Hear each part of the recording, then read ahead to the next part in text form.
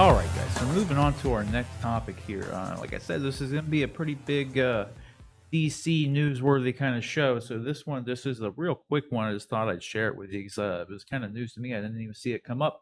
But James Gunn has released the Empire magazine cover was tweeted out by James Gunn that featured the Suicide Squad on it, and I thought that was kind of gives us our first real good look at like other than like this is a real trailer, but everything that we got at DC Fandom. This is the first kind of look at all the characters, and they're all here on frame together. So I thought it was kind of cool to share that and talk about it. At Weasel. I know, like that still is. It's super crazy to me that we're like Weasel's going to be in a movie. Weasel. Like so, I don't know. I thought this is. It's probably the only time. And King Shark too. I'm glad. It always bummed me out in the first Suicide Squad that they used Killer Croc and not King Shark. This never made sense to me. Pete Davidson does not look happy at all either. I'm telling you, he's probably the one who dies. Oh yeah, for sure. One of many, I would think. Yeah, I mean, I'm sure a ton of them are gonna die, but yeah, for sure. I'm not, I don't know. I'm psyched to see the movie. So I thought this was good though. Weasel looks insane. Like it looks so weird, dude. Is that a person in a costume? No, it's CG. What? Like Rocket. The same guy is playing Rocket. James Gunn's brother is playing Weasel. So like whenever they got John Gunn. Is that his name, John Gunn? Empires always get the good covers. Yeah. So I mean, this is cool though. I like seeing this stuff, and we also like we covered before too. Oh yeah, Polka Dot Man. I think Polka Dot Man is gonna like steal the show in a lot That's of ways. what I was gonna say. They showed him like in the sizzle reel a lot, and I think that he's gonna have a lot of like good scene stealing moments, man. Especially because he has this one of those more obscure, like stupid powers. So like I think, yeah, I think they can just have a lot of fun with him. Like if you had to make a prediction before we move on here of this spread, who you got dying? Who do you think for sure is gonna die? And it might be easier to say who I think is going to live. Very true. I mean, Harley lives. Of course, yeah. I don't know. King Shark lives. Captain Boomerang lives. That's it. Right. That's it. Those are the three. I don't know. Everybody else seems like. Well, we know John Cena's getting his own HBO Max thing, but it could very well be a prequel. That's true. Exactly. Yeah. But no, you're right.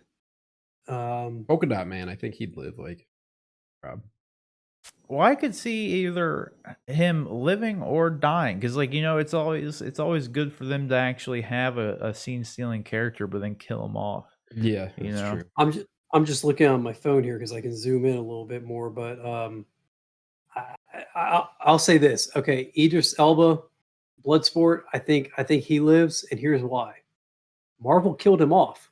He doesn't have to go back and do Marvel movies anymore. So maybe he's now going to be a DC mainstay for at least a little while. That's true. So I'll give you that he sticks around for a little bit. I don't think he's gonna live because who the cares about Bloodsport? Like who cares about any of these people beyond Harley Quinn though? I don't know. Right? I mean, good King Shark are cool. Oh, they're cool, but like they're not household names. Like nobody's going to see this movie. Like maybe if they watch the Flash TV show, they know who King Shark is, but no, beyond that. You know who's missing from this though? Amanda Waller. Yeah, good point. I don't think she's gonna die by any means, but no. I think though, if I had to say, I bet Rooker dies. Michael Rooker's character dies. Whoever this is probably dies. Although also killed off in the Marvel universe, so I know, but James Gunn likes to give Michael Rooker. I mean, you saw the DC the fandom panel. He was just rolling on, just ribbing on Rooker the entire time.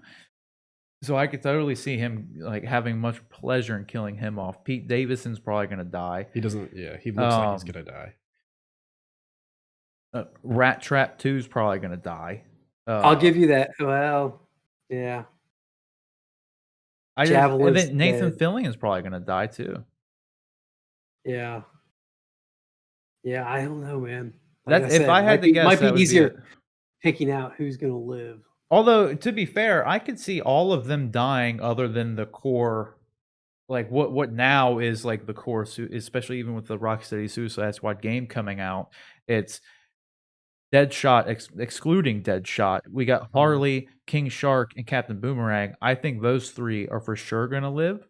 And then probably Rick Flag too, because this is Flag, Joel yep. Kinnaman, and he stayed. He was in the first one, so now he's in this one. Higher chance of living, really, in my opinion. With that, Sure. I guess Mongal will probably live too, because I don't know, like why would she not? I guess they probably could kill her off though, just because like what are they're really never gonna need Mongal. Yeah, again. what are they gonna do with her character? Yeah, so I don't see why you would really need to keep her around. But again, Plus, the if same they're- could be said for everybody on this list. Like, Yeah. Plus, she's your way to bring Mongol into the DC EU. If they, if she does get killed off, he could come looking for revenge for a future film and something. Yeah. And At this point, though, I don't know. Like, you really think DC's planning that far ahead? no. Yeah, they don't have a DC's track record showing for that, so I don't know. But They have plans, but not that far ahead. yeah, which is I'm totally fine with. I would like to see. You could do some cool stuff with Mongol, honestly, if you did like the whole World arc. Like, I think that would actually be kind of cool. People would I know people out there would probably just think like this is a ripoff of Thor Ragnarok, but it's not. It's its own thing. But it is it is very similar to the Contest of Champions thing that they were kind of doing in some ways, but not really. Very different. But there would be some really cool stuff, especially with I mean, if they could do that, actually would be a cool movie though. Like if they did War World with like kind of like how they did it in Justice League animated show, but like really expanded on that. Just imagine Gladiator, but with Superman and the Justice League in it. You know, like I think that would actually be a pretty cool movie. Like, yeah, I don't know. It also could probably be a pretty cool, like 20-minute YouTube clip too. So I don't know if you get the whole movie out of it. But I don't know, guys. But that was pretty much it. I just thought this was cool. I think out of all this stuff, I'm still more shocked about Weasel existing. I'm waiting for the trailer. I mean, is this an indication we're going to have a trailer soon? A real trailer? Or? I would, if this was a year ago, yeah, but like at this point, what good is a trailer gonna do if you don't even know when you can release the movie? that's true. Sure. But I think that's the big. I bet like we would probably already have had a trailer by now if they had a more clear indication of when they could even release the movie. Because it's like they don't want to. I don't think WB wants to make the same mistake they made for Godzilla King of the Monsters, where they dropped that trailer like a year in advance at Comic-Con, and then everyone was super hype about it.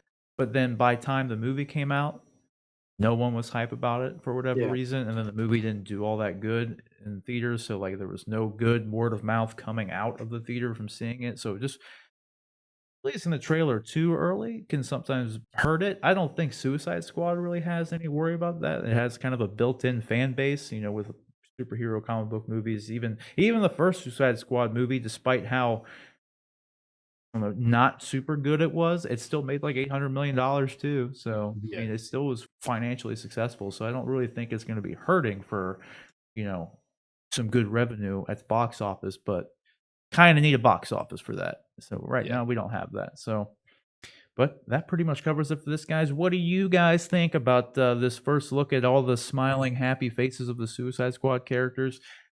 Let me know if you're anything like me. Who do you think is actually going to die off this list here? Because I'm thinking that pretty much everybody, obviously everybody's on the table, but I could very well see everybody here dying except that core group of your OG Suicide Squad guys. Essentially, everyone from Suicide Squad 1, I think is 100% safe. So everybody else, though, I think they're a fair game for death. So you let me know what you guys think down in the comment section below.